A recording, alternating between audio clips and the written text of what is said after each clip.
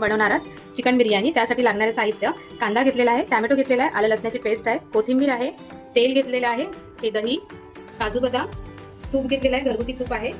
त्यानंतर हे मसाले आहेत, हे मसाले घरगुती मसाले आहेत। हळद घेतलेली आहे, गरम मसाला, धना पावडर घेतलेली आहे, हे बिर्याणी मसाला आहे, चिकन मसाला आहे आणि हा घरगुती कोकणी मसाला आहे। हा तिखट लाल कलरचा मसाला आहे, हळद घेतलेली आहे आणि हे अख्खे मसाले आहेत, त्याच्यामध्ये तेजपत्ता पण आहे आणि बाकी सगळे अख्खे मसाले आहेत। त्याच्यानंतर आपण इथे चिकन घेतलेलं आहे, 1 किलो चिकन आहे आणि हे 2 किलो तांदूळ आहे।